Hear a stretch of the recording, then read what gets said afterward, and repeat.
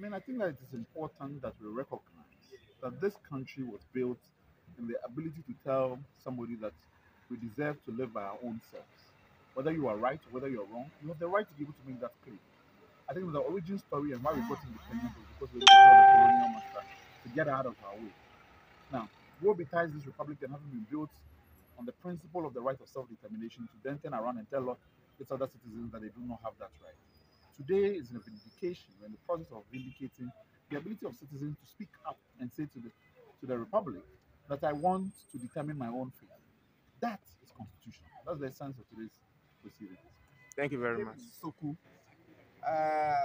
Akwafi manya. Madakwa ba ba madakwa na papa ho gbedato. Ba ate wodo to apani banchi.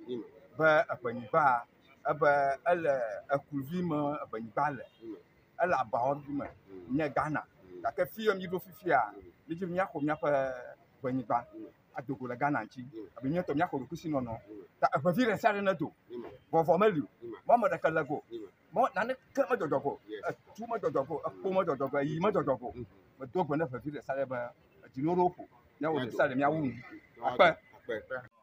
Ye dakpena mi amesha me kete pomo ba tin ko tagba de mi afa wetin to ko la fa anyata ye dakpena mi ya mo yo homo te pomo nu ba ko tagba wa no pom ya wanya ba anya ya maku asa for dem ye na plus su ba mi afia ki kama kata ba amma mi nya da ki ka ya ma je ba mi ado shi kero pio asa yi ka Ghana do ko mi akro me ba prohibited organization to do the act but there we all the community here but non to about the cell government let me ask the cell government about you must do it akpena mi ya we water na nyata pama mau di kopla ina we nya ma to ba ni kata no ya no free amenya ba mara ame ya de sumaka nyati ko ba ni eva democracy eva la dunia kata no blood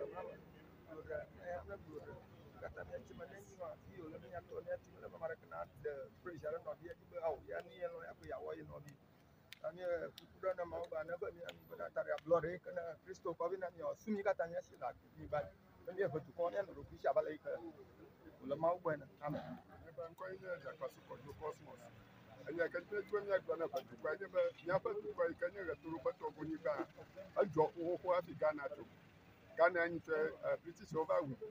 The Ghana liati over we Ghana. Ta miyaji ba watare miyaji. Adumadi na America matene da maji. A wotam da miyaji ba miyasu Ghana to for manya na manya lo. Oba mi form union. For union Ghana reka mali fi ami popon ba na union yele mi ado mi nyaji. Ko mi la ya mako. Mo miyaji pom ha. Ye fu pam of kofi amola mi. Ta miyaji ba miyato mi anu mi ado krishi. Ya no mi ado krishi. Banya tatere jonu. A summer coach over supreme unity degree. The Kenya champion was a sakuko, you told me at me.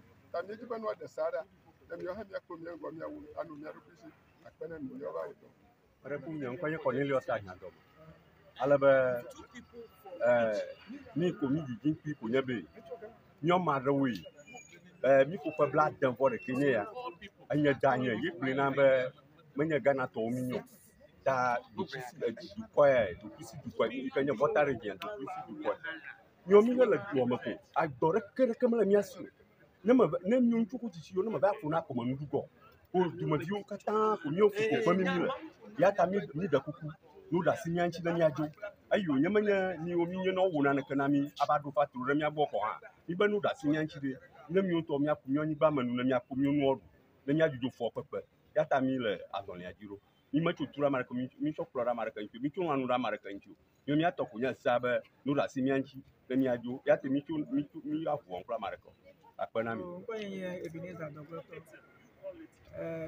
avio manye enya jimi le nya abrodo kwanya manye nu bo onyu nu ya ko mi le mi o mi sivaro bi fia ye mi le dana ka ko le o wala vanyi gbaji o le mi cho ko mi pe abrodo nu ya nye mi ato mi ahwe la ke mi avio ya ozu afotutimi ta mi do vovo malio yu fono do mi do la agbososo mo ne mi azon ya ko mi enya mi ato ya pe Nyenya amegbo Big Ben eve tɔwo me nye le evenyigba dzi eye míaƒe venyigba nunɔmesi dzikpɔkpɔ ƒe ŋusɔ le míaƒe venyigba dzi ate mi zu kluvi ne dzikpɔkpɔ numɔ mete ŋuti na abe ale yi ke wotsɔe na mi abe míade nu ene o azɔ ko la míaƒe ŋkume ʋu míaƒe susume kɔ bena míaxɔ míade nyigba míaƒe denuwo yiwo ke le mía si míaɖu akpɔ dzidzema azɔ ko míetsitre